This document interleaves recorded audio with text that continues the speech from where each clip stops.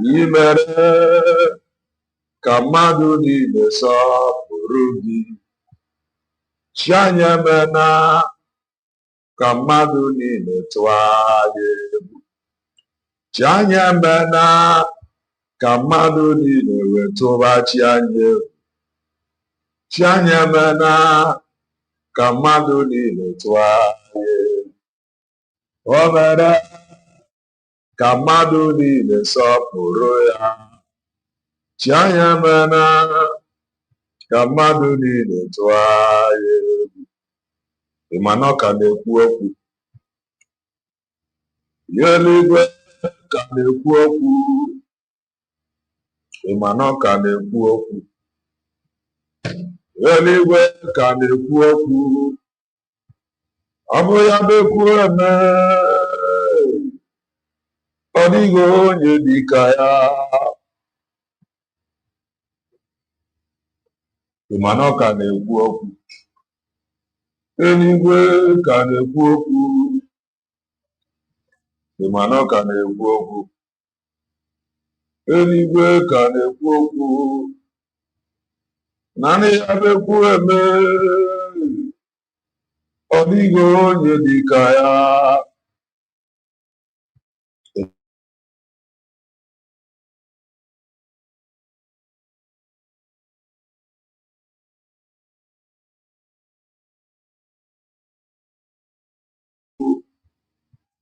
Ọ bụ ya bụ ekwu eme. O mego onye dị ka ya. Ị ma na ọ ka na-ekwu okwu. Eluigwe ka na-ekwu okwu. Ị ma na ọ ka na-ekwu okwu. Eluigwe ka na-ekwu okwu. Ọkwa ya bụ ekwu eme. Ọ dịghị onye dị ka ya. My songs every day. Father, draw me nearer. Draw me nearer. Nearer to thee. How is the sound? Let me quickly refresh. My songs every day.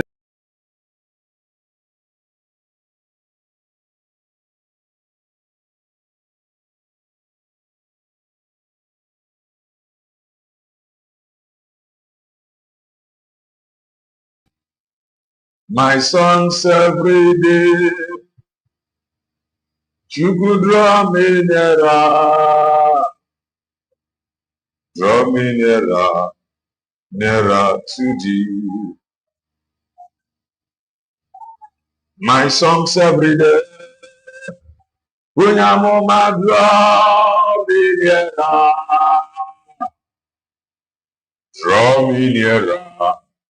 Nearer to thee. My songs every day. You could draw me nearer. Draw me nearer, nearer to thee. I need you every moment. Closer to thee. Draw me nearer, nearer to thee. I need you every moment. Closer to thee. Draw me nearer, nearer to thee. We are over me. My songs every day. You could draw me nearer. Draw me nearer, nearer to thee. We are over me. My songs every day. You could draw me nearer. Draw me nearer, nearer to thee. Anyibundi wama, anyibundi wama, anyibundi wama, anyibundi wama, anyibundi wama, anyibundi wama, anyibundi wama, anyibundi wama, anyibundi wama. ndị ụwa ọma. Nwanne nwoke iso n'onye ụwa ọma mee. Nwanne nwaanyị iso n'onye ụwa ọma mee. Onye eziokwu iso n'onye ụwa ọma. Nwanne nwoke iso n'onye ụwa ọma mee. Brọda m iso n'onye ụwa ọma mee. Iso n'onye ụwa ọma mee. Ndị Chukwu gọziri agọziri, anyị bụ ndị ụwa ọma. Ndị ụwa ọma. Unu so na ndị ụwa ọma ma. Anyị so na ndị ụwa ọma ma.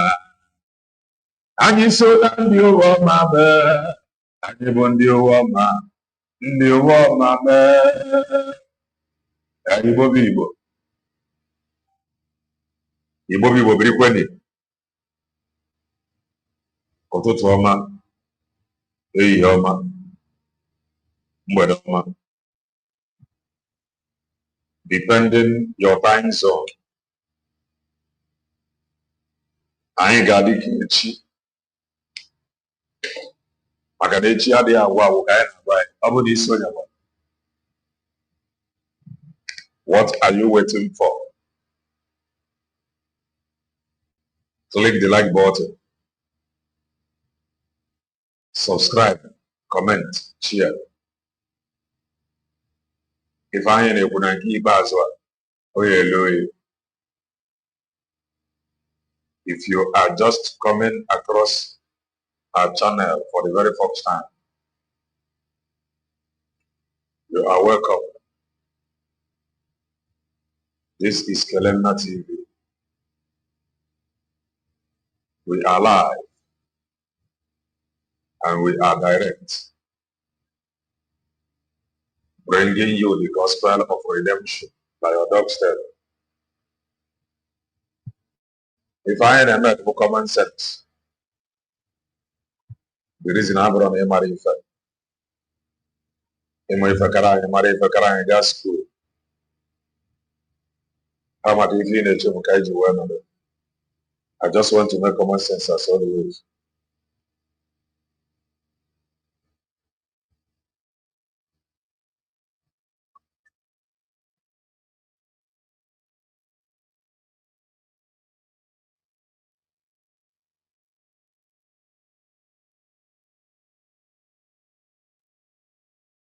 Onye Chukwu tere mmanụ leenụ ya ka ọ na-abịa. Onye eluigwe tere mmanụ leenụ ya ka ọ na-abịa. Onye eluigwe tere mmanụ leenụ ya ka ọ na-abịa. Onye Chukwu tere mmanụ leenụ ya ka ọ na-abịa. Onye eluigwe tere mmanụ leenụ ya ka ọ na-abịa. Onye eluigwe tere mmanụ leenụ ya ka ọ na-abịa. Tina, greetings from here. Omaka Mele, Machie, I have seen your comment before. Omaka Mele and many others that have previously commented. Omaka Mele no. Ike Uzo. No, Omaka Mele one level. Moses watching from Kinshasa. Omaka Mele one them. Omaka Mele. Tochi. Omaka Mele Tochi. Sele no yen sele bayesa. No yen one level. Omaka Mele watching from Twitch. Do well and subscribe to our Twitch channel. You would not Omaka Mele, Justin, greetings from here. Omaka Mele. Our what source in Onya Goziri Ayaka to Pugagosi. Onya Burayon, Edibaba, Peter, Norian Omaka Mele, Jerry Norian Omaka Mele, Celestine Omaka Mele.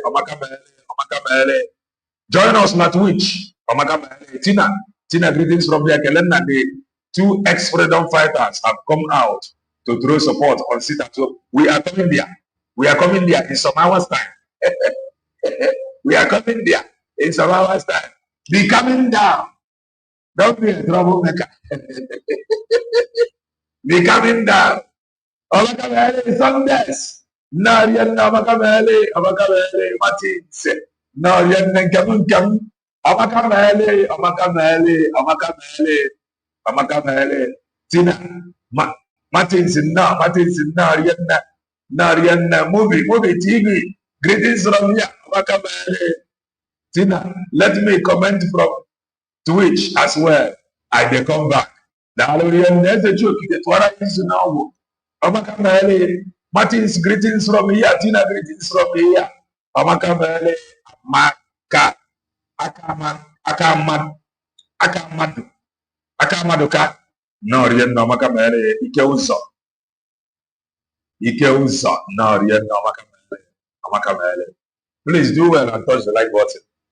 If you are on Facebook, join me here at Twitch or na YouTube because we are logging out immediately.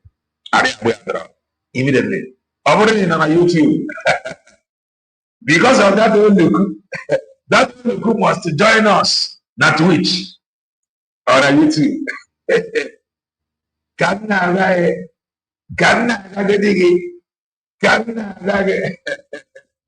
Iba mi kama ase banjoko na mfoga Steven Dalo. Aya, kama ase banjoko na mfoga. Chineke were. What banjoko? He go drag you to YouTube. And or drag it on YouTube to listen to the gospel of redemption. He told them that he is dragging all of them to this very freedom. After dragging them to this freedom, he told them that he is dragging them to the deep blue sea. The truth of the matter is that if you don't win them, you join them.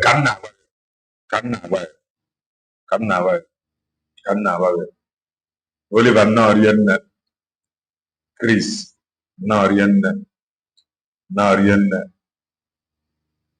Satina Norian, Twitch. Here I come. Then thank you for introducing Twitch to us. And I want to sincerely thank all lovers of truth. In fact, I have texted and I have seen that of the truth, that this love of the massive. Chris Norian, Sundays, no. On the 12 years. Okay, get those Cecilia.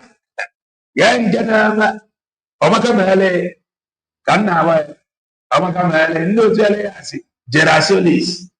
Everywhere, just as with him, but Omakamele. I want to so I am just a preacher of the gospel of redemption. You may not like our preaching, but I like it. The letter got absolutely nothing to do with USB. The letter is referring to Trump administration and everything to do with America. Yeah.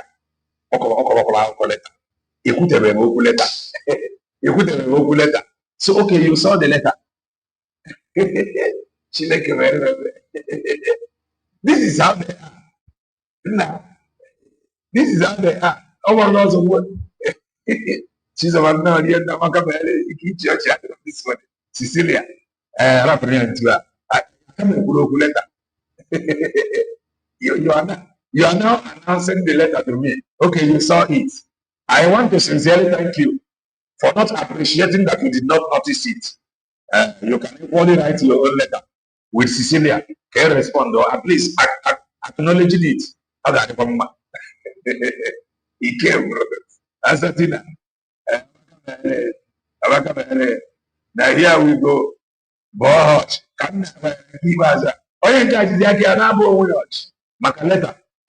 have not said anything about letter. Only letter.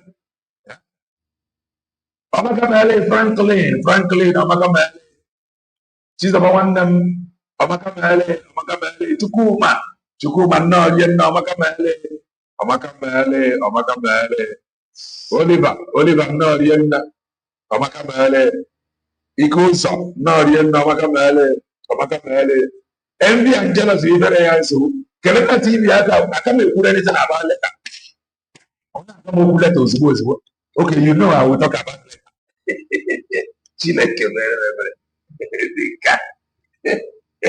All these guys, funny moves amount and you How do you know that matter? Oh, that letter has nothing to do with USB. Or when it could go letter. It couldn't go USB to be clear. Let the title. Join us as we preach. The poverty in Nigeria is deliberate. If I find it, to why you will let ndị be anyị dị ya unu esikekwe ọ bụrụ na Dr. Ngozi Ọrakaeze ma arapụ ọnụ ndị Fulani Herdsmen akpọ ọnụ ji mmanụ ichekọ ọ bụrụ na ọnụ agụlebi iwere ife na-achọ mma ọ bụ iwere ife na-achọ aka Chukwu nna ọrịa nna Amaka Mele Cecilia, you are rejoicing over automated generated email sent to Ngozi. Yeah, I can't put anything about email. So you don't want me to be happy. So my happiness, my joy, depend on it.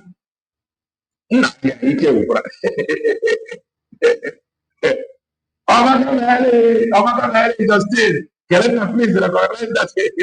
Nna my friend ike gwụrụ ne nna ha na-asị na obere ka mmadụ jiri isi were kọrọ ọ bụrụ gị ka e sendịrị leta ọ bụrụ gị ka e respondụrụ tu ọ bụrụ aka gị ya ọ bụrụ email gị ịkpọ ọnụ ya fake letter isi na ọ nwere anything to do with USB isi na the letter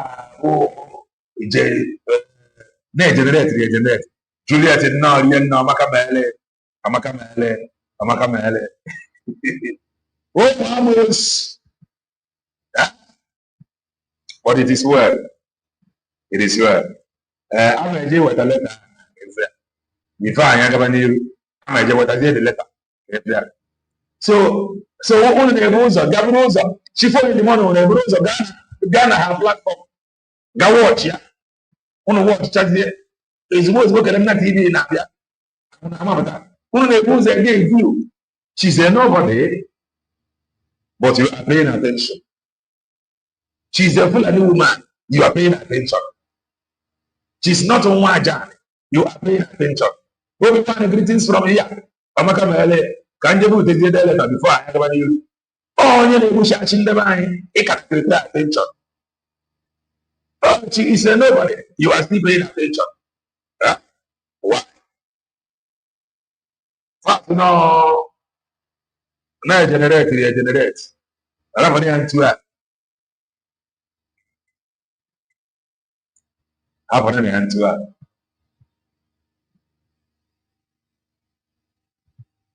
Kelena TV cannot be like any of you. I must celebrate them. I must celebrate them. Never encourage Kabandu more. What she is doing. I didn't have to work.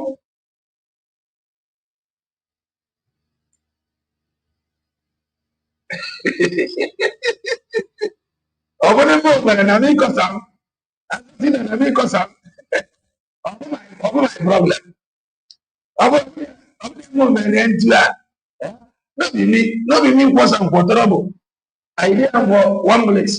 I talk am for USB. I talk am for Volva. I talk am for ABM. I talk am for Antua for Ngozi Ọrabueze. I don't know what Ngozi Ọrabueze. I say no. Ngozi Ọrabueze are not Ọrabueze. I know Ngozi is Inyamiri. Only my problem. My problem. Ngozi Ọrabueze is Inyamiri, not Fulani. They can't sleep. Only for John Abosa. You see, Mazi Kelenda, DBM is doing a lot on the ground. She is not an noise maker like Adot and the Eggman. Or maybe when you were second and the woman, no, idol. Or maybe when you were second, no, why for them? Manamu and Agade. Kelenda TV, I am not expecting much from her. Because Nagango against her is huge. Over no member, Dr. Ngozi Ọrakaeze, I will stand one place. Can no be ndị be anyị n'isi. Kapa were ife a na-achọ. Ọ pụtụ na me.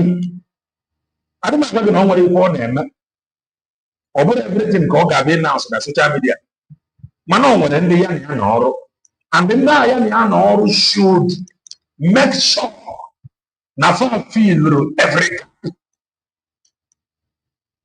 ọ nwere ndị ya na ya na ọrụ they should make sure na fa feel every gap.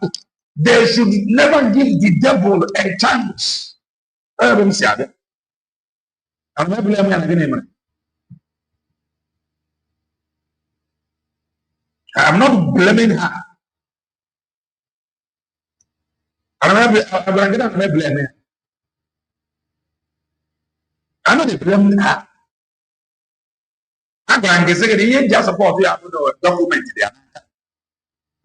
Over now, a document here nowhere out of anger like me. I'm actually document she ABM. By now, what do you think will happen? Everest, no, you're not. So the enemy who when they are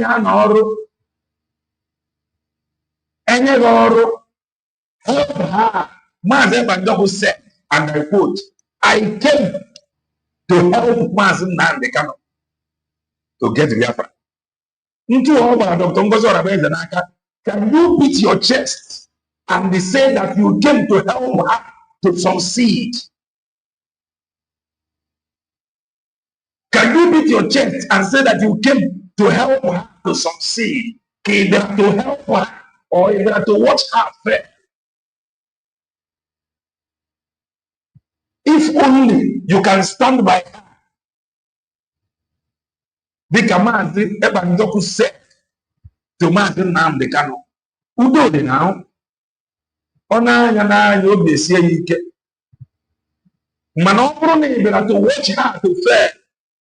Ona Yana Yokoro. You must be a good caterpillar around her to build her. Don't be a caterpillar that is meant to destroy. That is expected of you. Deliver that duty. Or if I do not give the devil a chance. When you cover areas, you need to recover. Okay, area or the focus. I'm not going to also go for Charlotte. Go see ya. TV no computer generated. The truth of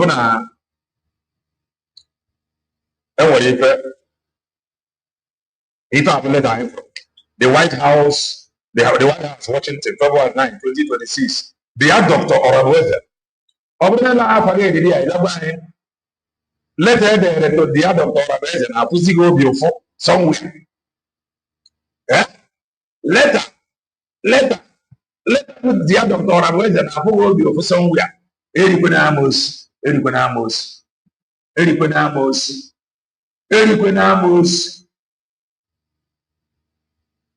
They are Dr. Orabweze. Thank you for your letter, for sharing your views.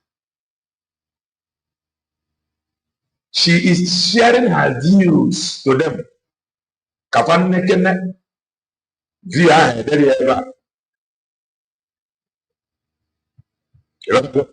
She shared her views.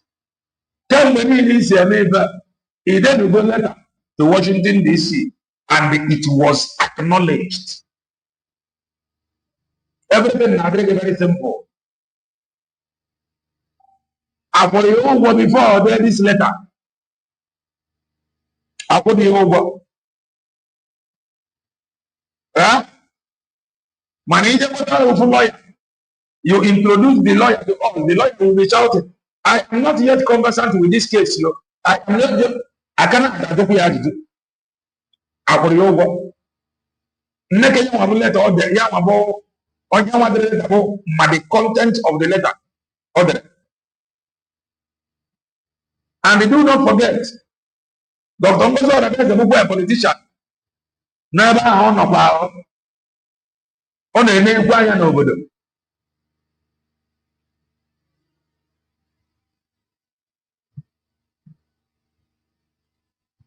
Away Melania.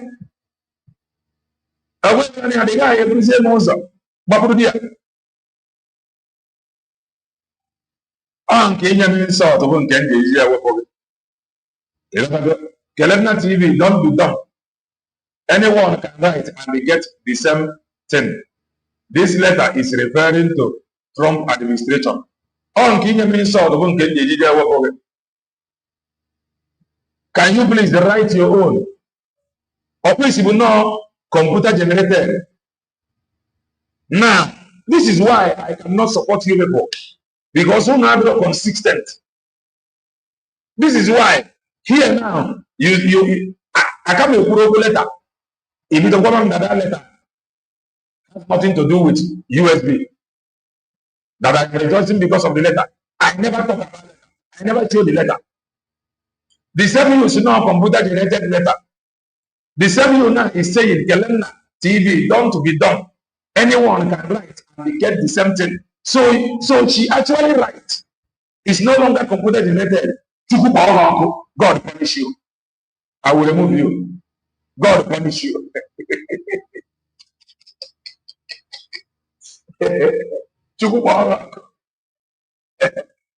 God punish you. You will not comment again. Kelena TV, you watching it? I can't do a Chukwu Kikabia. One na ya in Biafra land, the great CEO from Biafra land. Amaka Mele, one name. Amaka Mele. And the job because all I in now. He never did the Nava. Also, come now, computer generated, the Kachiki. Now, also now, computer generated. From computer generated. Also now. Ablo. Also now, anybody can write and they get the same thing. You never write. It's not computer generated. That is, the confusion didn't the email too much. Only Dr. Ngozi Orabeze, Bonyama, the content of the letter she submitted. Because here, they did not write the content. That is, they did not explain the content. They only said, dear Dr. Orabeze, thank you for your letter and for sharing your views. The strength of our country lies in the spirit of the American people and their willingness to stay informed and get involved. I appreciate you taking the time to share your thoughts for the latest information about my administration policy initiatives. Please visit the White House website at www.whitehouse.gov. Malena joins me in sending our best wishes to you and your family. If I hope, you have the content of the letter. You have before the letter. Who do you want to address in the letter? Kelena, let me explain about this letter to you. Okay? Can you please explain? Why in the India? For nothing. This letter, that is acknowledgement of letter. Nafa, they read her letter.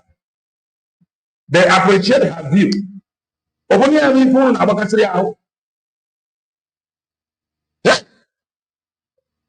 and they buy you care. Nobody when you want to address. The letter. At least a respond.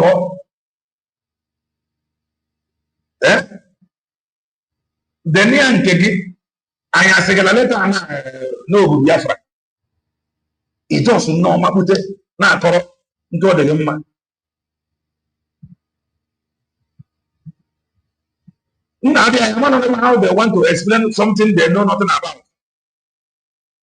First, no computer generated. I am not even explaining letter. I just want to show you what she posted. If you put anything in Biafra, thank you for sharing your views. Now his administration. Dr. Ngozi Orabeze is a politician. Never I know power. No, definitely man ever on. Maria Fadio. That is the truth. That is the truth.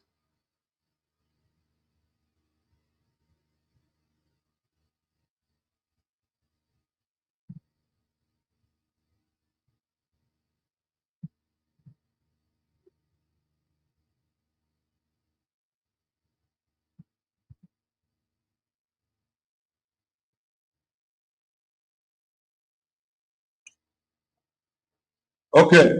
The letter is based on Trump administration and everything got to do with American system of government in which anyone can receive something exactly like this. As in Gino Makabiafra, Dr. Ngozi Orabeze or the Brano Makabiafra. Let me bring it again. Maybe long way for that I did not see. This is what Dr. Ngozi Orabeze wrote by the letter. Put anything by Biafra here. This is what she wrote. Thanks so much, President Trump and the First Lady, Malena Melania, for your letter to me. Truly appreciate DPM. Biafra here. The answer is no. Biafra, like this letter, the answer is no. So she cannot write letter again.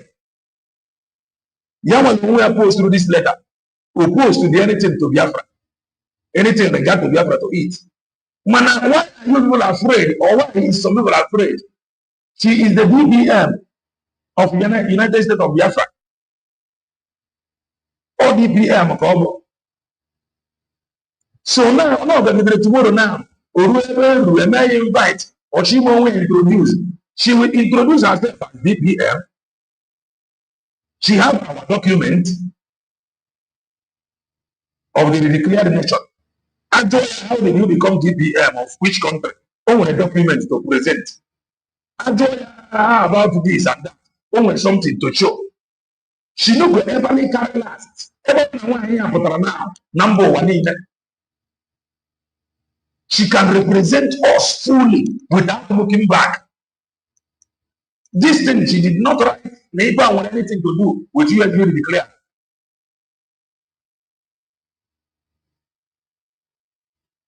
If the letter, she did not. Oh, and I have offered the letter now. Yes, I told you we are in charge of Washington DC. I told you we are in charge of Washington DC. You thought I am lying. We make things happen. We knock every door on Washington DC.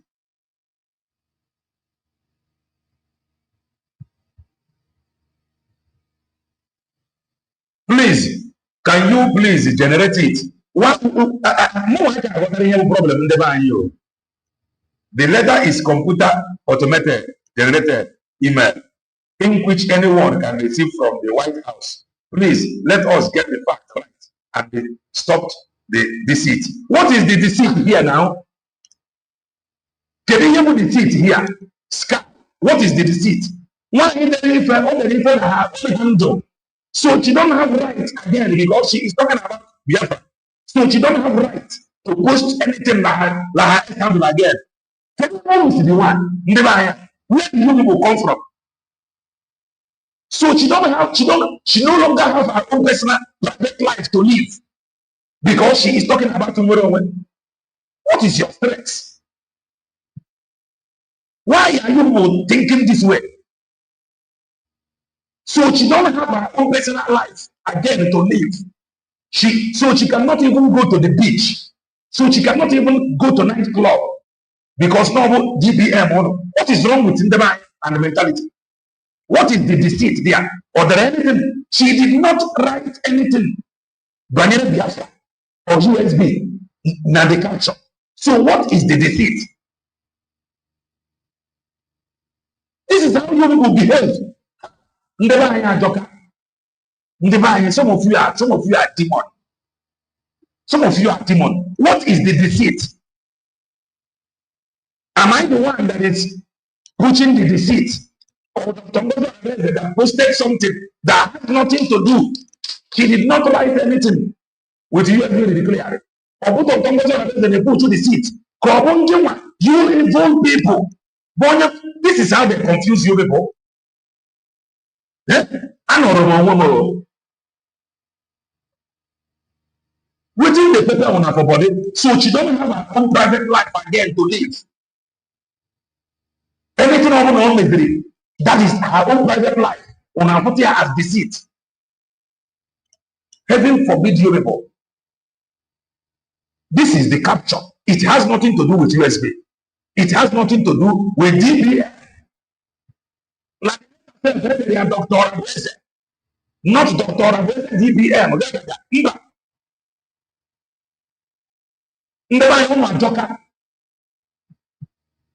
I'll comment here again. I'm going to block him. Anybody can receive it. Get it now. Let us see.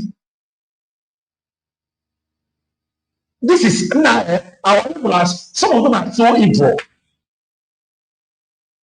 Why in all wrong we are saying about this deceit? What getting over the problem? She posted something. She did not write anything about wrong with her. As deceit. So she don't have right to post anything. Now her page again, her own page. Hi. Now and the idea. All the Kelena TV difficult like this. Now, over the Congress of the I am telling you. Over my job. I'm a man. If he can get more on a land or way. Someone do body deadly. Someone do body evil. So she don't have her own rights. She don't have right to do anything again on her own. A woman that is well established, that is doing her business. Everybody really know that this thing because of her own private business or her own private life or recommendation. Or her White House tomorrow. Or their credit to us. Why now? In the White House tomorrow, New York, over their credit to us. Why are you people celebrating Okonji Iweala? Na abroad. Company World Bank. Why are you celebrating Okonji Iweala? The reason why we celebrate is not about Igbo. Or Bongonia, or we have a good. So, obey I'm here to go to so on Daisy. To fear for some of you. Hi. Now, and the line joker.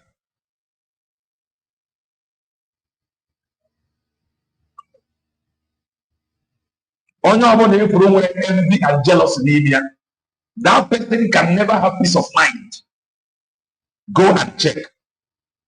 The person can even know the why little happiness in Madu Geji? Dr. Ngozi Ohaneze not even do anything. Dr. Ngozi Ohaneze not even do anything. Oh my God, and go one and the BP of the old wine and never live now. Look at freedom fighter. He is drinking wine, champagne with your money. You contribute money to him, he use it and drink champagne. Dr. Ngozi Ohaneze when he found them now, she not even prepare you before. Man, that can come on all wine now. Who are ndị Igbo na-ajọka. Now, let us go to the business of the day. Hello, no, okay, Ezike, no. Official, no. Sonny, no. Dalo. What is that? Program Potra Meva. Ife banyere obodo Bongo. Ife niile na ife ya bụ ịgbakọsị anya. Ịfụ na poverty dị n'obodo Bongo. noble, deliberate action. Your political leaders, your political class, they deliberately made you poor.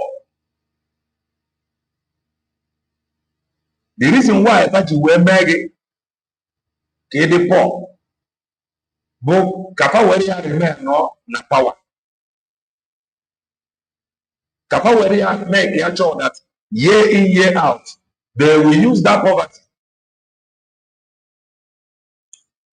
to choose a leader for you. Because they don't want to fix things. They don't want to fix Obodo Bongo. Because they know, Joseph Dalo, they know that never fix here Obodo Bongo. On Wednesday, you didn't make campaign. On Wednesday, you didn't to rig election. Or you will make a talk that you are poor. Oh no, one. So the next election, they will tell you that they are going to build healthcare system, build hospitals. So they deliberately make sure no bother. Campaign. Energy campaign, we don't know what you grow. Farm and peace, they don't know. They don't want to solve problem. Your roads are not motorable. Because if they fix the road, there is every possibility that they are not going to rule you tomorrow. Because farmer will buy a make campaign.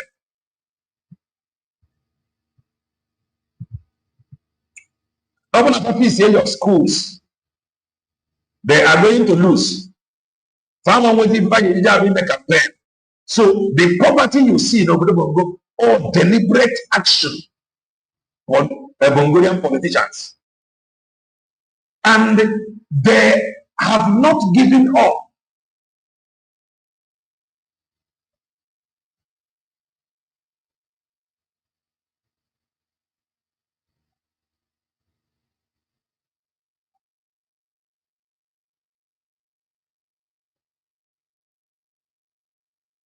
This poverty from Obodo Bongo, farm, nod, fair warrior, ne nkwa.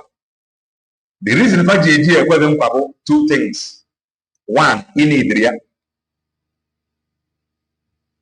you have not decided you can do without this thing for 1 year. If we perish, we perish. So far, Putaria, as if NJ2 no be Okwadero, Miriadero, Ozabioma, Internet, Adroma, nothing is working. And far remain on a power. They don't want to fix it. They are not there to solve your problem. They are there to be romancing the problem. Because if they solve the problem, they are not going to have anything to present to you. Because many of them are analog leaders now. They don't belong to this age, in fact. They are analog leaders. They have no business at this age. This dispensation, they have no business. They have no clue. They know nothing. They're already farmer by this age. Into a Jagaban nefa Osiama Akasiama like this. Can Jagaban operate computer? Into what they are now? Can Jagaban sit for 1 hour and they watch innovation?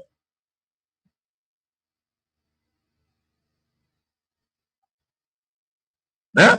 I'm telling you that. You see people protesting against protest. In a protest. You see people fighting sit at home. That thing that is when you stretch it, the longer you do it, the better it becomes. The longer you do it, the better it becomes. The more it attracts international community. They know that you are serious. They are going to check your record. How many years in Obrololo? much price you have paid. And this year, we don't want to pay any price. Oh, Onyendu said, Onyendu, our scream leader. Our scream leader. Our scream leader. Oh, one woman, the kind of scream leader. Introduced as scream leader. Scream leader. These things, scream leader, scream commander. Age your scream leader, age ya. Sit at home. Oh, our scream leader said that we should cancel it.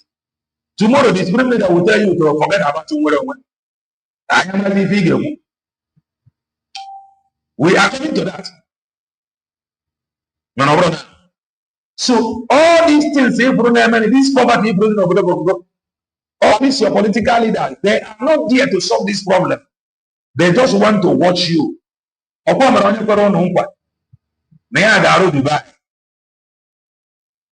Now one state. 80 years that one is finishing here.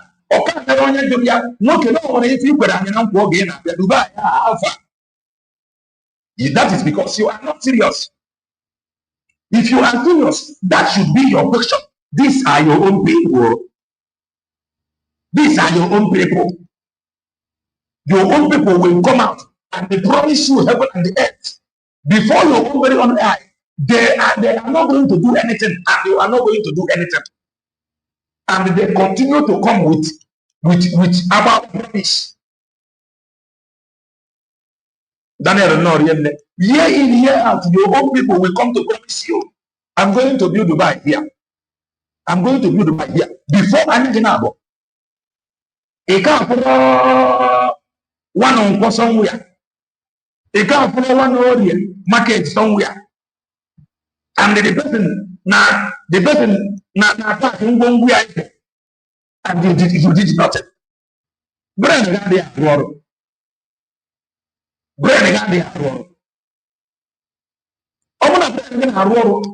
your own person. Yeah, whether when you go to North, according to news, I have not been to North. North, where motorable road, the number of North, where a motorable road, the number of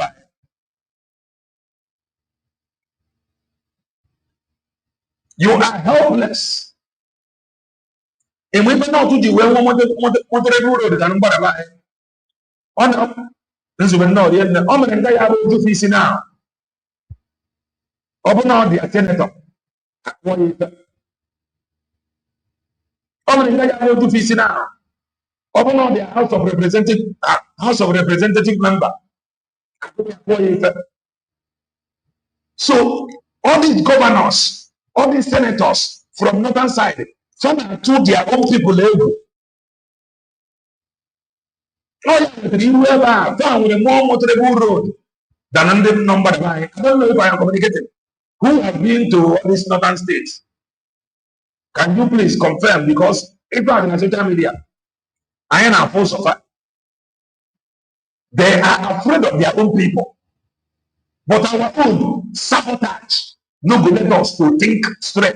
Somebody promised you. But this promise is not coming from Abuja. Or somebody that needs your vote. You know him. You know his house. You know everything about him. He came and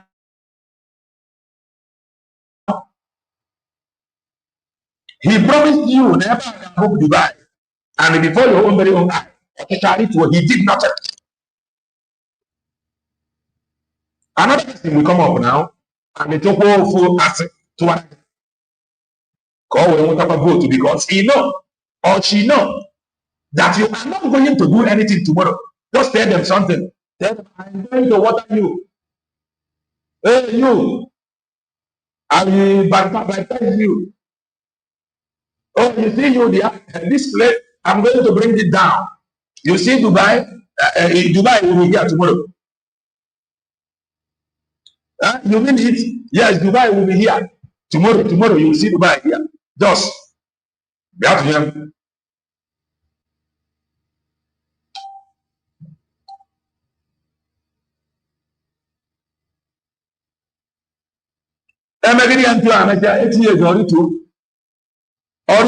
Another person will come up and they will still give you 5,000. You will still vote until you say no. Nature different again. Over the federal government in the state of emergency, things will not happen. Things will not just change without you doing something.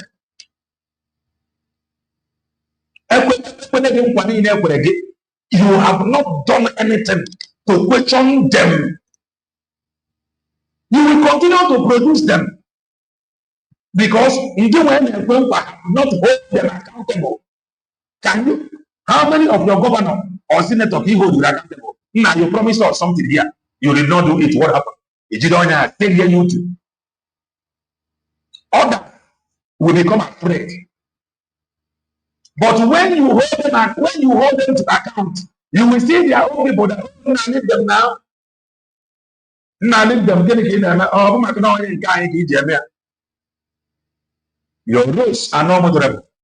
They know and they did nothing because far they were honest complain. How many of your politicians he hold who are accountable? Sit at home between and then order and the counter order. Our supreme leader said. So if this supreme leader said, forget about tomorrow, you forget about it. Because he's a supreme leader. Telena TV had a supreme leader. Hello. Everyone can get a book. Telena TV had a supreme leader. That is the truth. I can't afford to supreme leader. You must know what you want. You must hold them accountable. If they say no, you say no. That is how to get success. They are pushing, making sure now transmit manually, not even transmission. Now everything go manual. They are fighting tooth and nail to make sure no manual. Can continue. Leaders nisigi. You cannot determine him to say no. Now, even if our brilliant say this thing, now let us continue. No pain, no gain. No pain, no gain. Ubuntu akandota ti wedo zedo la. Ndi isi oji, okoma nzi na ndi kano boya na go documental toughness. Emo ifa agwaria before sisi council. Ya kama aze panjoko di webe ma aze panjoko. Ine go council na agwadi na no ni ime. And he cannot free himself. Yet those that is visiting him, they should know, reminding him what he is saying here. No, you don't have right to, you don't have access to write information. These are things we're gonna call a mistake because to make sure me and the push. Okana kan abozia if I am them and yoga economic strangulation. Oh now. Over me confront about this your political leaders. On what we take change. You will no mental toughness to confront them. Already in the on your potapanium. No, now for the election.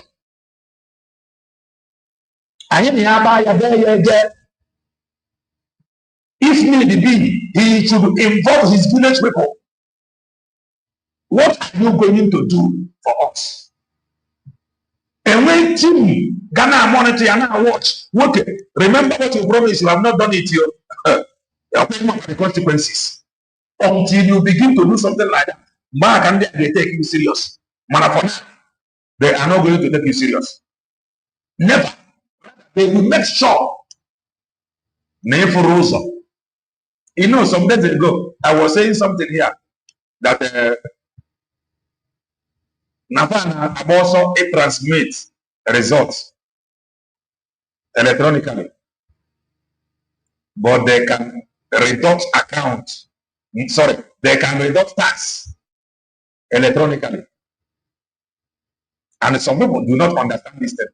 The reason why they have also that transmission, but now that transmission will give you power to vote whomever you want. Leader will no longer be imposed on you. Never travel outside. Never protest in abroad, secondary school students, because they know that their future is at stake. Over there, go, 60 years when they never protest, how can they take you serious? They know already. You don't know your right.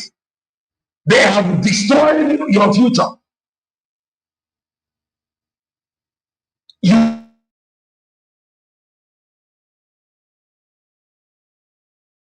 on my left and right. 60, 70, 80, when they protection of the Congo. How can they take you serious? The youngs, they are busy roaming the streets. Farmer, they are right.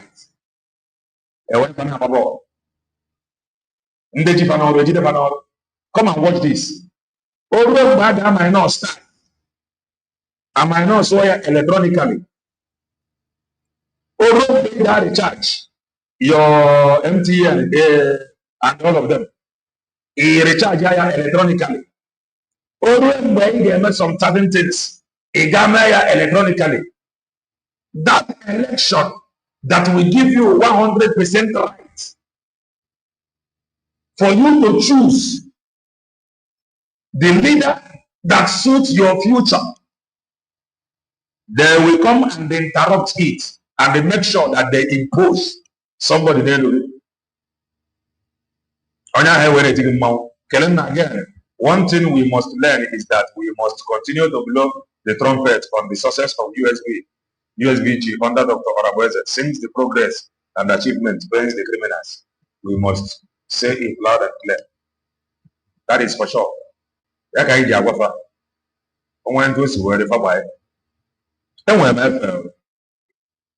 am coming back again in some hours time before I come again. So I need the updates.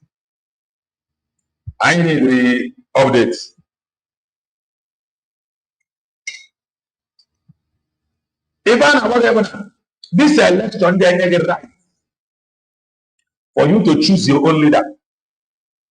That right, yeah.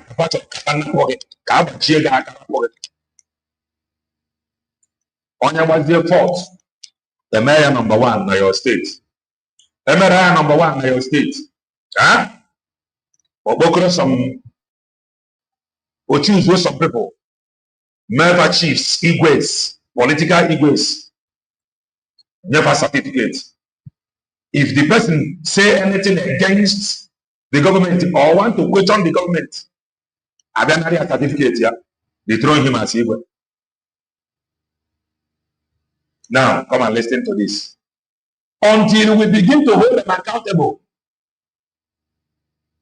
we will achieve nothing. And they know that we cannot hold them accountable. And the Mongolians have that mentality. They are trying to go US to declare. Ever, we must hold them accountable. Oh, come and give financial report of petrol. Come and listen to what they are doing. Yeah? Listen to what they are doing. Election. Very important in Obodo. Career election. And the election results. Because that is where you choose your leader and when you represent it. And the more you choose one, they will now impose. Come and listen to this.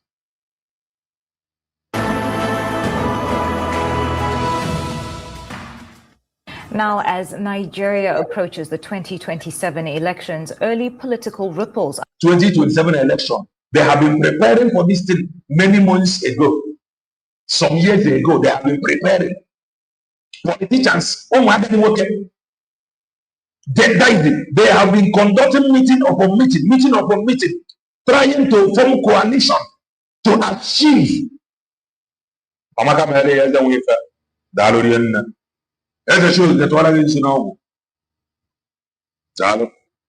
have been holding meetings. And the freedom fighters, they cannot hold meeting. They cannot unite together. Onye ka na-ekwu ebe onye nke na-ekwu ebe a. Fapụta onye gị dọkụmentị atọ back. Onye ga-enwe tiketi. Ọ na-abụ gọvanọ. Ị ga-enwere tiketi na ahụ. Before you ever contest ya under any political party. Man, USB declare they want a ticket. You see people fighting USB declare the ticket. And that's, let me not talk about ticket. Now I agree with you truly that you have time for these lunatics and the evil creatures. God bless you. Thank you so very much.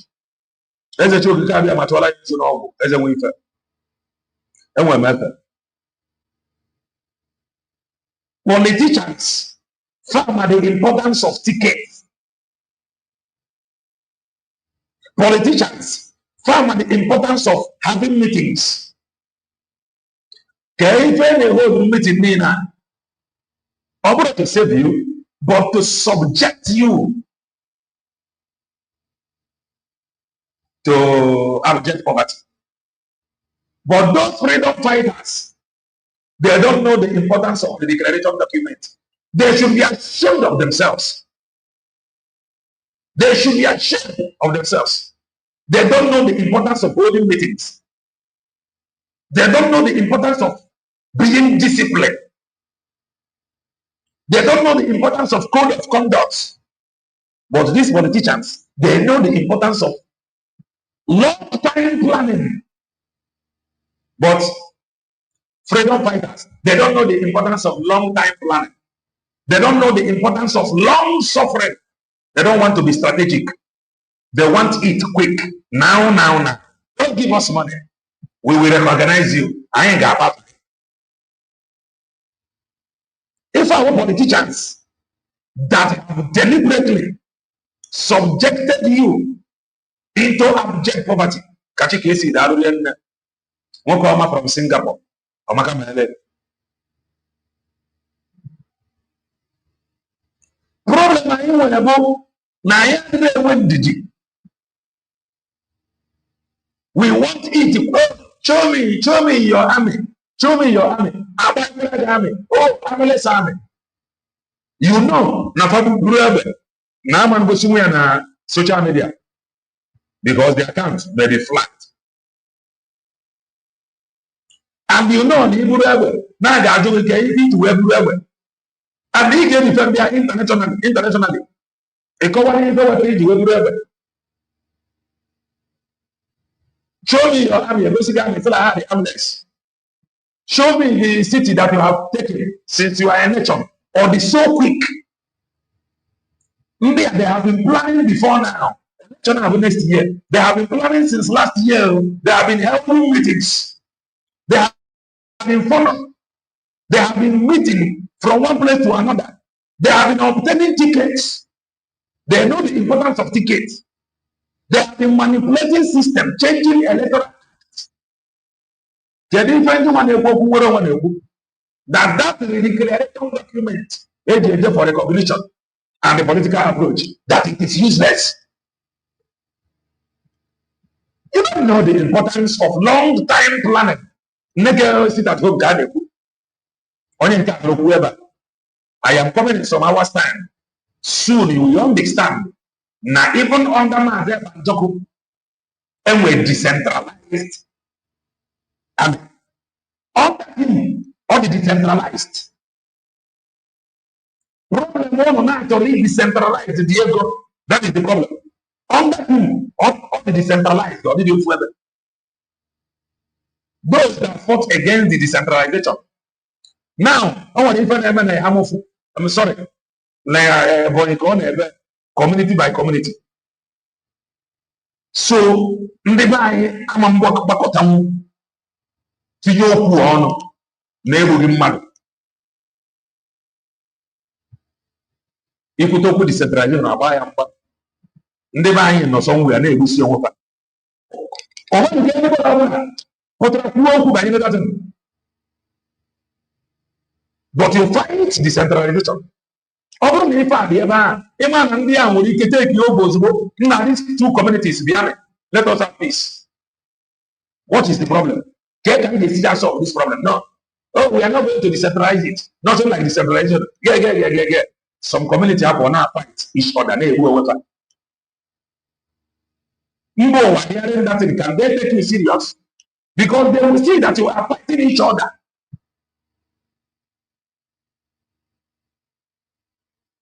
Now, politicians, so come and listen to something very, very interesting. Careful how they have decided to subject you into abject poverty. It has been their pattern, it has been their strategy. And they know this game very, very well. They are not going to let go. Because farm and apara, even though they choose a leader, if they make it one day choose a leader, now this Biafra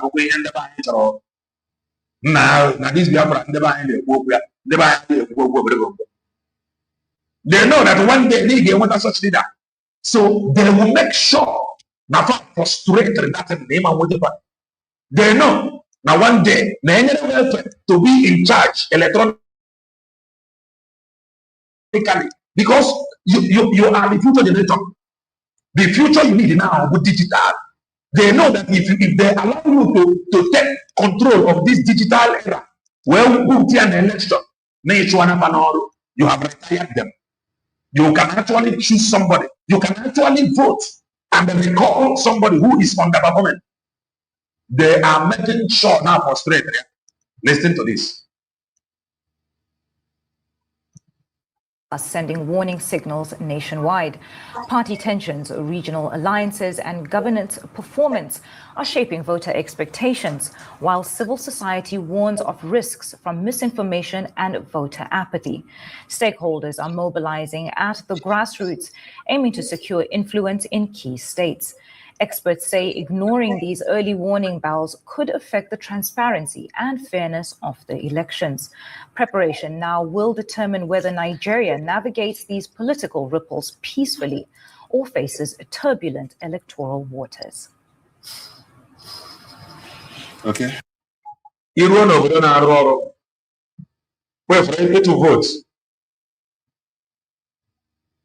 I want you to vote. Some small countries late years conduct election. In fact, just of recent, one country late year conducted election. Thailand conducted election. The only thing Ghana ordered that day of election, sale of Manike alcohol, family alcohol. People go about their normal business.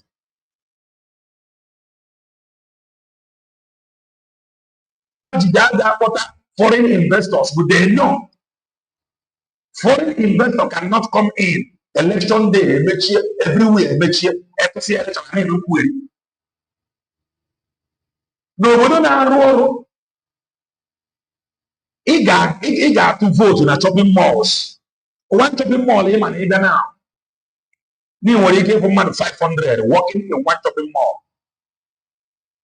Ị dị mechie afịa, mechie the shopping mall, sikwa jee na one polling center, gaa tụọ vote. That shopping mall abụrụgo polling center already. Iruo na that shopping mall, ị gbaba ballot, tụọ their vote. Abịa ọrụ atụ vote, abịa ọrụ atụ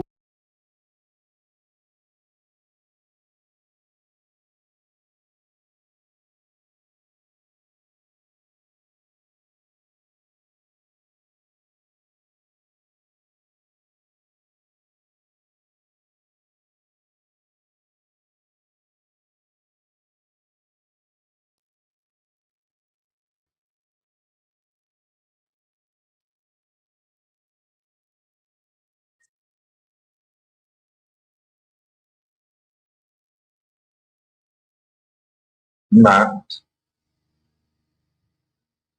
ebidokwara ha ọzọ. Can you hear me? I think we are back.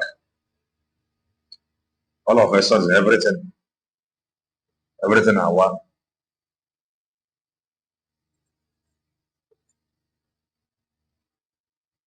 All of a sudden, everything I want. Dalo. We continue.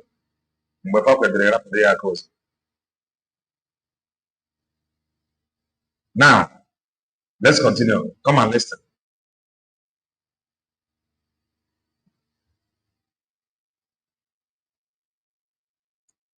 Lee na-atụ vote. Lee environment ebe edere ballot ebe eji atụ vote. Ebe a ka a ji anọ wee choose the next leader ga-arụghị Dubai n'Africa. Looking at this thing alone, i nwee hope na ndị siri ebe a pụta ga-eproduce nwere onye ga-arụghị Dubai. onye win election from a place like this ga-arụghị Dubai. Yeah? They don't want to fix this poverty because when they do, farm are going to get another for that. But look at the environment. No one that is the truth. Don't be deceived. And they are not going to, upon this poverty rate, they cannot still allow you to choose your own leader. No. They will always want to choose somebody there make a job. No. No, in the first year in, year out. Oh, yeah, whatever. Now they can go as far as paying 20,000 for 4 years. If they can actually pay you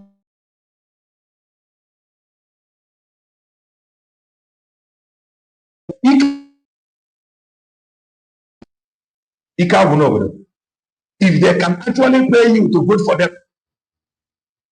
Casey, what are you expecting? Now watch.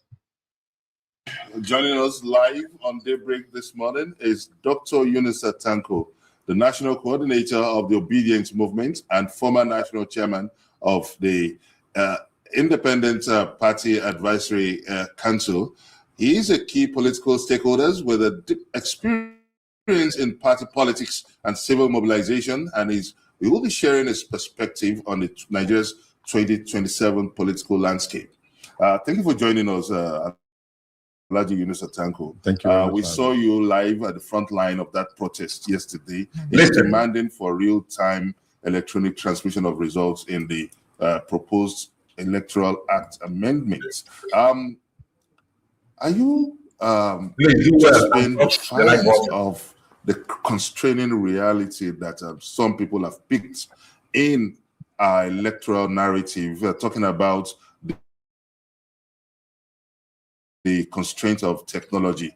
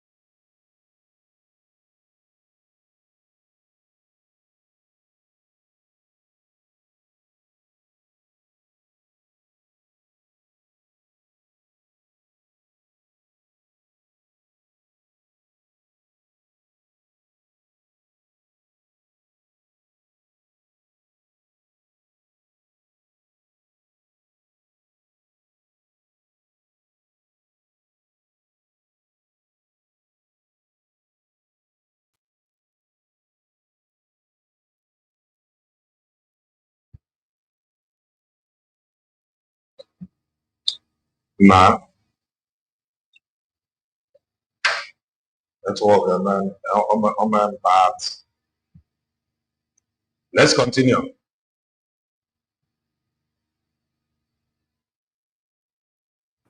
Technology, and for that reason, the real-time transmission is left to the discretion of INEC. How would you react to this? Okay, thank you and good morning for everyone. And let me just use this opportunity to pay a tribute to Mr. Ariyo Atwede, who was part of the people who identified the need for an electoral reform, and then being cascaded down again by Mr. Peter Aka and the rest of us who follow suit immediately. During the 2023 general election, we realized that there's a lacuna in the Electoral Act. Of course, some of the political parties that were together in the Inter-Party Advisory Council actually have been championing the issue of electoral reform. Now, let me make a clarification. There is a kind of a misinformation that Section 222 of the Electoral Act that is being retained by the National Assembly was being precipitated on the fact that some areas do not have network, and that there's this particular word that they're trying to manipulate, transfer and transmit. Now, Fana Kawala, some area, then when network. Came Bofana Aba to make sure that those areas again when network. They have decided in a such area again when network now got into it, so that they will always use it as an excuse.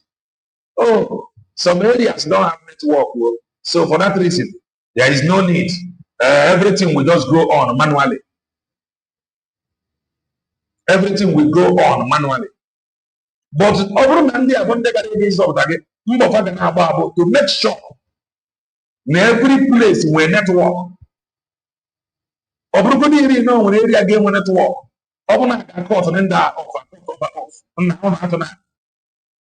Network providers go that place, fix that place, name their network. But they want to be using it as an excuse to make sure that always all the election now transmitted manually. They are only fighting for network. Some areas that don't have network, how are you sure that those areas in motorable road?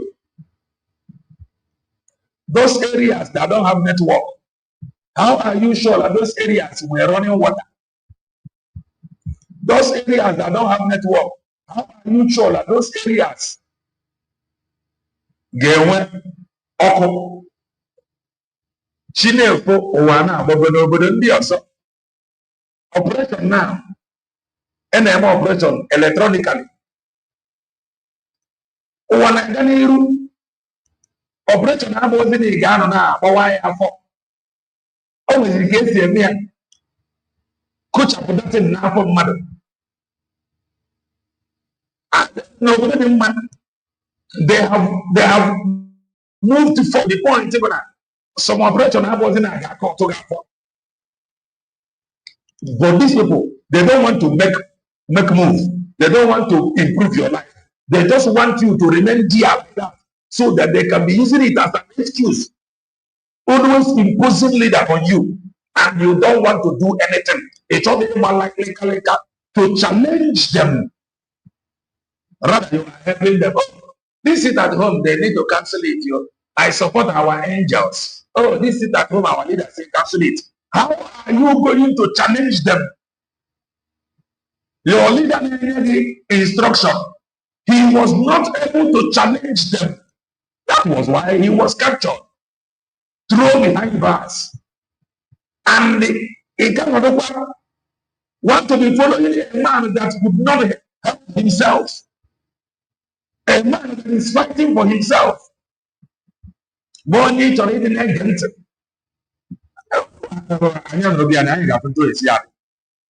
is the simple truth. I have not going to watch. I have happened to his daddy. Your leader that could not fight for himself. Bonnie negent. Your leader the system to ATM. Bonnie negent to police the same system. G your leader even. Continue to listen.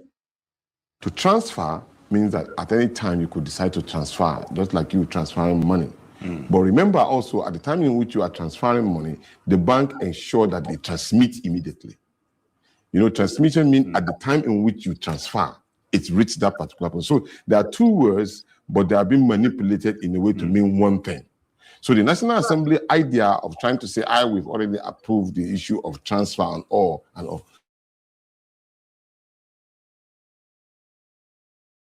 live in the village, want to do transfer of money, it goes immediately. Why is it difficult for you to transfer or transit election results? This is the question we have been asking. Those villages, I transfer ego, Oga. Farm I know through their churches. But when you see the election, ever they choose your own leader. So that they can manipulate the system and impose on you the leader that will continue to deal with you. And some people are they comfortable with it. Yeah? When they want to reduce their tax or minus their tax, they will minus it electronically.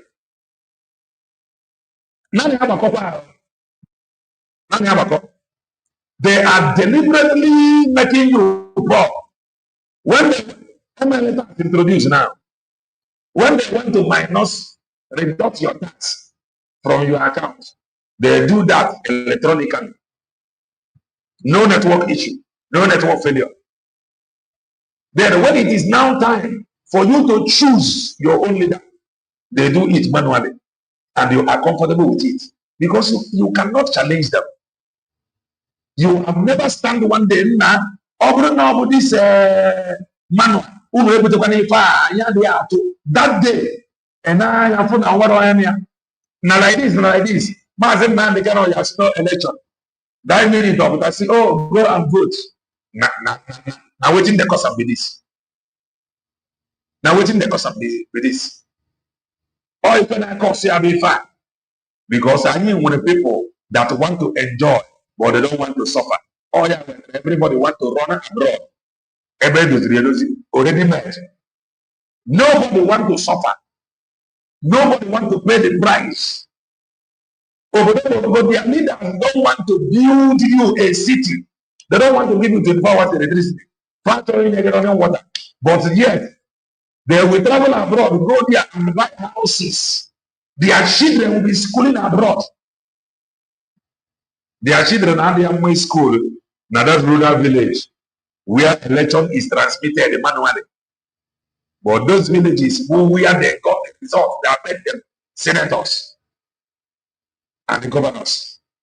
So that's to tell you there's a question mark in it. You don't think that perhaps looking at it from the other side, that this is just an attempt to ensure that they don't toy or gamble with the electoral process and they're trying to be realistic as much as possible? There's not anything about realistic here. It shows our deficiency. For any country like, for example, India, who has more population, possibly more bigger landmass, and the number of voters and all, can transmit results at real time, immediately, for over millions of voters. Billions. Yes, they can transfer results at that particular time. What happened to us? In fact, if you are real and you are serious as a nation, it should be a shame on ourselves and the leaders in the National Assembly. But at this point, let me also appreciate some of the senators, using Senator Abaribe as a point of contact, who were able to come out and say, this is exactly what took place. This is just to encourage you to vote. Ever can go Dubai. You get 100 years. The only thing you get that dream life you desire.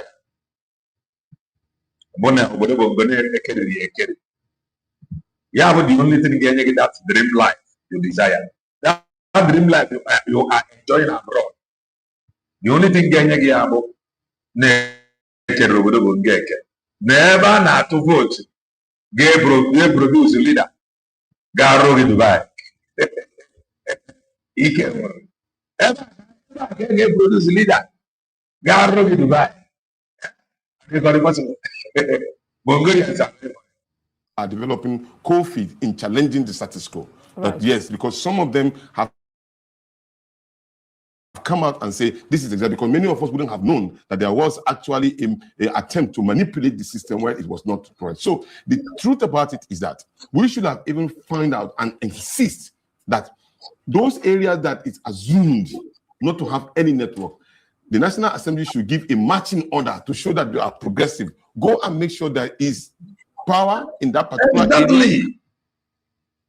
La network an excuse on them at this age can assembly and go the network for that reason let it be manual report.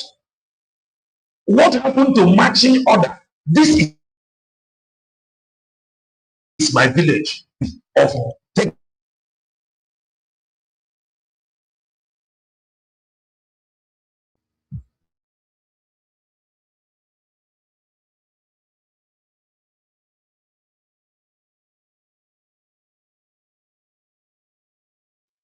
The people now over the network. Go at this network. Like fix things before it with the ballot boss. Open no but the elect people never go on it. Oh, it's not that. But the reverse is the case. Oh, and then there, because of them, the election must not be transmitted electronically. As if under the Bulgarians. How representative work? Kezi Mwoko Gadidia. Kezi Mbemini Gadidia. Kem Bosa Gadidia. If I be defending a Gokumura went from where Simba, maintaining this set of leaders, maintaining this same system, nobody bongo gave you an you know that nobody bongo gave you an over. Continue to listen. And there's also, they can easily transfer those particular results at real time. This is a matching order. That's to show you that you are interested in giving credible election. Look, ladies and gentlemen, none of us is doing this because we have a personal interest. No, we just want a credible election that will bring in credible leaders. We, and His Excellency Mr. Peter will be saying that we need to change this narrative. We are always docile in the fact that we are minors, we can't do this. For example, travel to 3 states in one day, in 3 states solving about 4 issues. He was in Asaba, Asaba to Enugu, Enugu to Lagos, Lagos back to Asaba, Asaba back to Lagos and to Kano, and then he was able to do this. That's to show you there's an energy in this particular individual. What I'm trying to use as an example is to show that, look, we need to be progressive in our action of solving problems, not to always use that. Just like we go, if you are traveling along Nigerian road, you see our policemen in an area where the roads are bad. They use the area where the roads are bad to form a cascade. That's to show you that, look, we are, exposing ourselves. That's to show you use our bad area to use it as an advantage to people who are in position of power. It has to stop. They should have used that particular opportunity and said, this road must be repaired and all. Federal road safety. You see them on federal road safety, you see custom and all. That is exactly what the Senate is doing. All right. The thing is now is, what's the plan? If the Senate reconvenes and there's harmonization, at the end of the day, this is not passed. We know you're already at the National Assembly occupying there, protesting. What's the plan? This is not the first time we've had protests in this country, and what the public wanted did not finally go through. Oh, yeah. In urban marching order protest. Government protesters. Chwapa. Marching order. But a marching order, Amambo. These network providers, take this your network to this very village. Got it for your family. Na network had to step there. The marching order, Amambo. Na the network, never I complain. No, too much. Come, let us talk. Can this excessive charge cause when marching order move? Even a to protest, marching order may come from a supreme leader, a lot of council marching order will come from politicians. And not that marching order. I remember my experience as a field marshal of Save Nigeria. I've led several, just like what you said. We've had experience in things being not done. We are interested, we are determined to take this further. This country must be repaired now. And further, you mean? Yes, we must take that decision now. A lot of people... What do you mean by further? What I mean is that every time we have a stopgap in an area, we say, this is our demand.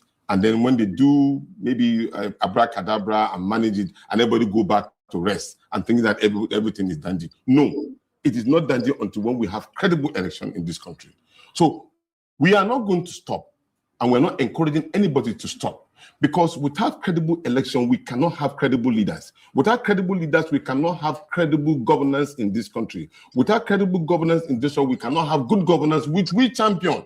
Because we want Nigeria to be better than the way it is, so that everybody, most of our people who are outside the country, can come back home and add to the development of the country. We cannot continue to allow these people to continue in this narrative and continue to submerge this country like a submarine under the water.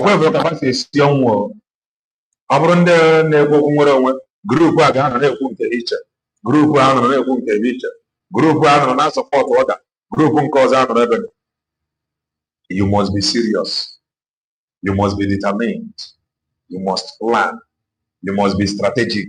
You must get ready to pay the price so that you can win the prize. Without paying the price, you cannot win any prize. And then we cannot do anything. We must, as a people. Yesterday, His Excellency Mr. Peter Obi took a lot of people by storm by coming out, because they doubted that whether he's going to come out. But he did. And then that shows leadership. And that shows energy. At the same time, we are expecting more people. Look, Nigeria is not for one person, it's for every one of us. And people are busy collecting Mr. President's money. It is our money.